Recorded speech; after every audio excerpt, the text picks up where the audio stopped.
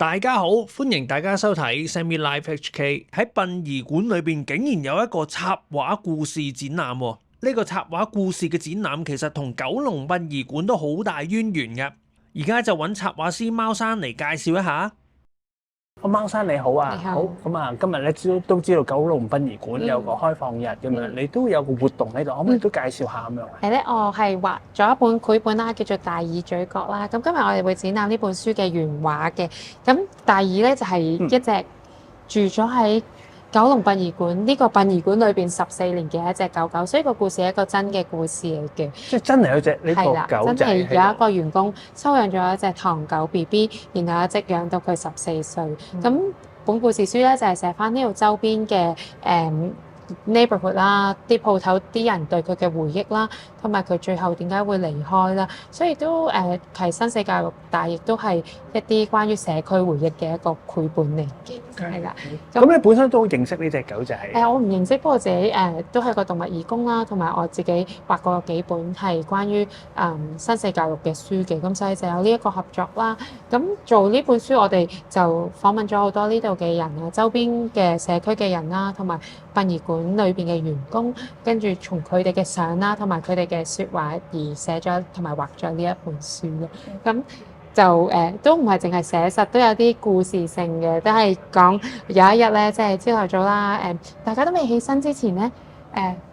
其實咧個城市好多人咧已經醒咗噶咯喎，因為好多人咧一朝早都要準備開工啦，例如話餅鋪啊嗰啲咧，佢哋其實比大家想象中咧都早好多開門嘅。呢啲都係即係大角咀呢附近嘅鋪頭嚟嘅，全部都係真嘅鋪頭。真鋪頭。因為我自己畫繪本都係中意畫一啲真嘅香港風景。以前嘅書都係，因為覺得其實香港咧好多人長大都係睇日本嘅繪本啊，或者外國嘅繪本，但係我覺得香港嘅文化都好值得有自己嘅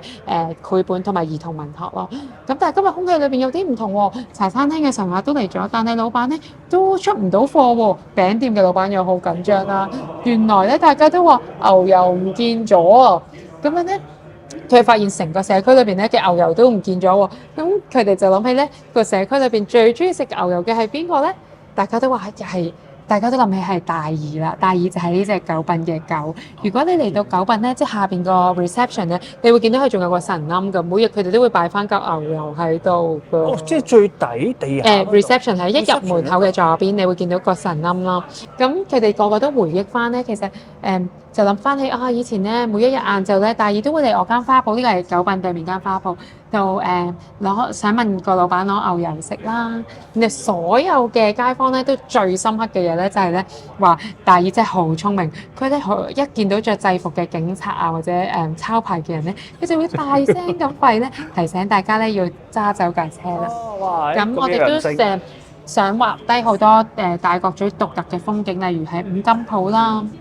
咁同埋咧，佢另一樣都好大家好記得嘅就係佢好多人嚟到殯儀館都好唔開心啦。但係咧，佢總係好似識得安慰人咁，會坐喺啲好傷心嘅人側邊咯。咁但係咧好不幸地咧，佢就有一日被車撞到啦。所有嘅人咧都即係呢個嘅街坊咧，都一齊想幫手送佢去獸醫診所啦，仲用木頭車推佢去。咁今日都有員工咧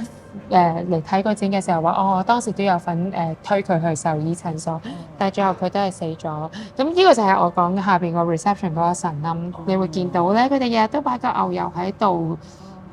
就算平時如果你經過呢度都可以睇到呢一個神龕啦。咁雖然佢走咗啦，但係而呢個街道周邊咧，因為大角咀一個變咗好多，即係好多重建嘅社區啦。但係大家都仲記得大耳呢隻狗，好似今日咧我哋嘅分享會咧都有啲街坊啦，同埋啲員工都又寫低一啲嘢懷念隻狗狗。而佢咧當時真係喺狗殯3樓呢一層嘅一個靈堂度出殯，跟住我哋都話可能係唯一一隻狗狗喺人類嘅靈堂度出殯。咁當時個員工都寫咗一個好感動嘅信俾呢隻狗狗啦，就係話雖然佢係唔係一隻名種狗，未必好似第啲名種狗咁值錢，但係咧喺佢哋心目中都係一隻無價之寶，而且一齊住咗14年啦，帶俾大家好多好快樂嘅回憶，而且佢又咁聽話啦，又咁聰明，所以大家都覺得即係而家都仲未放得低佢，但係都好希望佢咧喺天堂都會好開心，好似呢嚿雲咁樣啦。見到牛油應該都會即刻跳起同埋擘大個嘴笑，呢隻就係佢個真人。跟住有啲朋友，即係有啲呢個嘅員工就有寫話：哦，而家冇咗你嘅日子，大角咀成日都有差佬抄牌，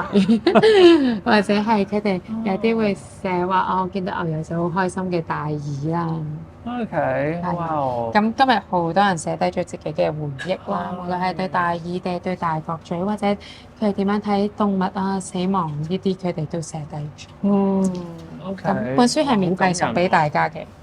點解你會有個咁樣嘅概念會？咁呢本書其實咧係一個即係大角咀嘅社區嘅 project 叫做轉角啦，同埋九龍殯儀館一齊去合作做呢本書。咁我覺得因為九龍殯儀館都好想多啲人去接觸生死呢個議題，就所以有今日開放日啦。咁呢本書亦都係即係佢哋想透過一隻佢哋好深愛嘅狗狗同埋佢嘅離開，去俾啲人可以去討論啊，或者係懷緬呢一隻狗狗，上面可以都去拎呢個議題出嚟講咯，因為佢都有講話哦，其實好多大角咀嘅街坊都會記得呢隻狗，但係同時亦都有好多大角咀嘅街坊咧，又經過殯儀館係會兜路走嘅，咁所以其實就都想做一啲可能 soft 啲嘅 project 去令啲人可以認識到生死教育呢一樣嘢。你點樣睇一啲嘅主人去面對自己嘅寵物離世咁樣？我自己都做咗動物義工好多年啦，同埋我自己畫過幾本繪本都係關於生死教育。我覺得早啲去即係開始思考呢一樣嘢，會令到你更加珍惜同嗰隻動物或者嗰啲你心愛嘅人一齊嘅時間咯。咁我因為做過呢啲書啦，都接觸到好多人即係面對自己嘅動物離世係真係好傷心，可能好多年都放唔低。但係其實如果你喺在世嘅時間同佢有珍惜每一日嘅話，其實到佢老咗真係要離開，我覺得都見到佢唔使再辛苦都係一件釋懷嘅事。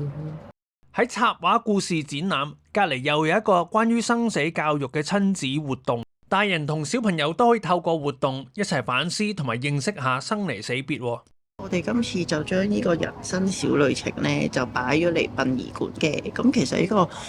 呢個活動呢，本身係響今年暑假呢，俾小朋友玩嘅一個即係遊戲嚟嘅，即係類似生命之旅咁，但係就真人玩嘅。咁我哋就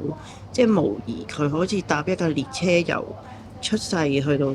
即係死亡，即係經過咁多個站。即係入邊遇到啲咩問題，咁就想家長同佢一齊就可以一齊討論咁樣佢哋嘅心情啊、情緒啊，跟住佢哋可以做啲咩，同埋可以明白即係人生係即係必經好似春夏秋冬咁樣。又嚟到呢個離別站呢，其實就係我哋響呢個天堂之前嘅一個站嚟嘅。其實就係想即係俾啲小朋友或者其實而家大朋友都好啦，就諗下。我哋離開呢個世界之前呢，其實係有啲咩係值得我哋再回味一次呢？咁我哋就或者有啲嘢，即係你平時你唔會諗起㗎嘛，但係可以藉住呢個機會就可以慢慢諗翻咁樣。同埋即係嚟呢個場地，即係呢個殯儀館啦嘅場地其實好好嘅，即係你嚟到呢個地方又真係嗰個，因為係真實嘅一個殯儀館啦，咁可能。呢個環境又會令你個心情就已經係有一啲比較大嘅衝擊，咁你又可以喺呢個環境入面思考一下，呢啲平時唔會諗嘅問題咁樣咯。咁啊呢啲可能離別站啦，咁啊可能大朋友可能都會即係經常會體驗到嗰個離別啦咁樣，咁即係有啲就喺生命中咁曾經有邊個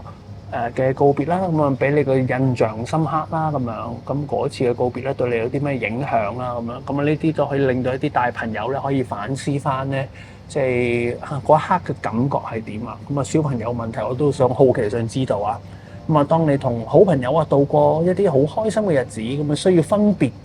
別嘅時候啊〜咁啊，你嘅感受係啲乜嘢啊？咁樣咁啊，可能即係小朋友都未必可以，即係喺佢嘅同齡層咧，未必可能即係真係 touch wood 定唔會有啲嘅朋友即係可能咁快離開咁，但係即係可能喺生活上啊，可能即係佢可能升班嘅時候，有啲小朋友可能都分開咗唔同班啊，咁樣可能都有少少咁樣嘅少少嘅別離嘅時候啊，咁啊都可以俾啲小朋友可以感受下，即係或者認識下嗰個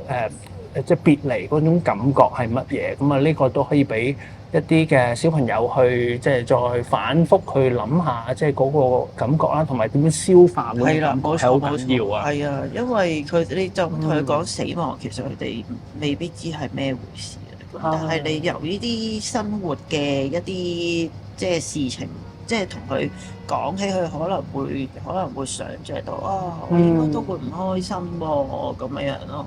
下一站天堂咁樣，咁啊呢度就即係都係可以，係咪都俾人留下言咁樣，係啦寫下啲感受咁樣啊？因為其實咧嚟到呢個空間咧，其實就真係平時我哋喺殯儀館入邊咧，先人會停留嘅位置嚟嘅。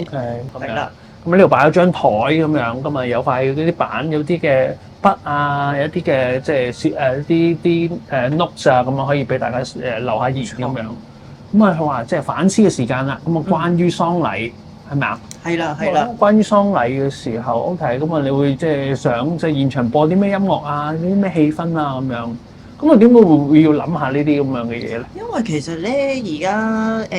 個人化嘅喪禮咧越嚟越流行，即係大家咧都越嚟越有一個即係話事權啊，對於自己點樣去安排自己嘅身後事。因為同埋而家嘅人咧就冇以前咁即係忌諱去討論，